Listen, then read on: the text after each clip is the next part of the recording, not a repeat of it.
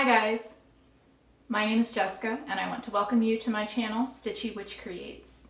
Today I would like to talk about all the things that I have sewn in the months of January and February up until today, which is about 2/3 of the way through February, I guess. It's a short month. And talk about some of my upcoming plans for sewing for the spring. I finished 3 things so far this year. The first one is the dress that you see me wearing right now, which I made to be a Valentine's Day dress. And we're actually going to go out tonight and celebrate Valentine's Day, so I finished it just in time. This is the by hand London Hannah wrap dress. And I'm going to do a full review of the pattern. I did have a few issues with the sizing of it, as you can probably see that I'm having to wear a shirt under it, but I still quite like it and I'm really happy with how it came out. So that's the first thing, or I guess the most recent thing that I made this month. And I also made 2 tops, one of which I've already had on the channel, and that is the Adrienne blouse by Friday Pattern Company. So I made this out of a ITY, it's not an ITY, it's a double brushed poly knit. And there's a full sew along for this on the channel, which I will link down below if you're interested in making one of your own. But yeah, it's a great pattern. Turned out really well. It's very wearable.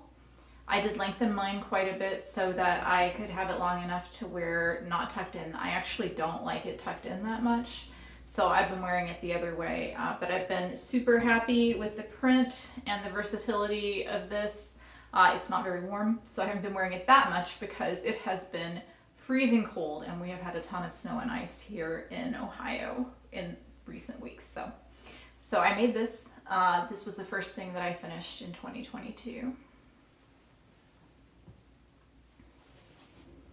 And then I also made, and you will see that this looks very similar to the Adrienne blouse. This is Simplicity 9334, which is a woven top.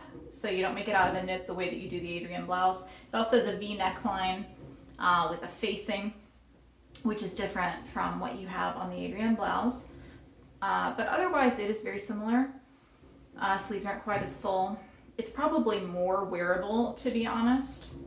I have not done a review on this on the channel. I probably will still do one, so I'm not going to talk about it too much. I just want to point out the fabric itself, which is a cotton linen blend that I got from a Etsy shop, and I love it. I think it's going to be a great transitional garment for me to wear as we hopefully move into some warmer weather, because as I said, it has been just awful here recently. So I finished this. I took a nice deep 2-inch hem, and I haven't gotten to wear it yet because it hasn't been warm enough, but hopefully soon I'm going to be able to wear this and get some modeled photos of it. So that's everything that I've made this year so far. It hasn't been the most prolific season for me. As I said, it's been very cold outside. Work's been kind of stressful a little bit. Just really been trying to focus on taking care of myself and making time for myself, which doesn't always mean sewing. But I am feeling now that we're getting some sunshine and hopefully some warmer temperatures coming up, that I'm gonna be really, really ready to start working on a spring wardrobe. But before I start my spring wardrobe, I am going to make a men's button-down shirt for my boyfriend. The pattern that I'm going to use is the Cameron button-down by Helen's Closet, which just came out. It's a unisex design. It has a stand collar, sleeve placket, all the things like you would expect in a button-down shirt. And I actually have a McCall's pattern that I was planning on using, but then I saw this one come out and I thought, well, she has really good instructions. And I haven't sewn enough button-down shirts to really feel like I don't need a little bit of hand-holding for some parts of it. So I'm looking forward to that.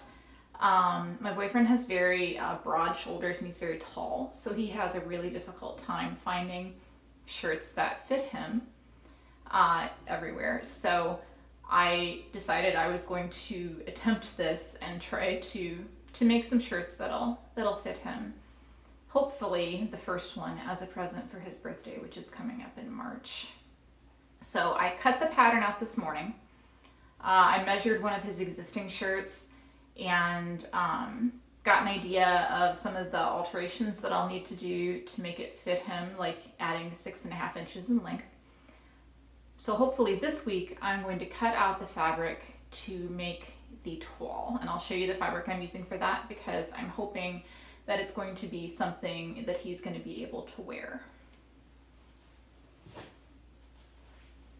So this fabric, it's actually inside out, so let me unfurl it a little bit. This is a cotton poly blend in this pretty kind of lavender stripe. Purple's his favorite color, so there are 2 purple fabrics that I'm planning on using for this.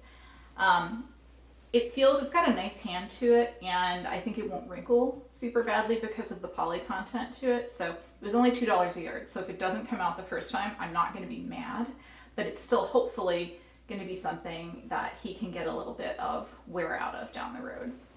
So that's the first fabric, and then let me see if I can fold this back up again a little bit. I did get this from Fabric Mart. All 3 of these fabrics came from Fabric Mart. They have like really fabulous shirtings and things like that go on sale all the time, so I would definitely recommend them.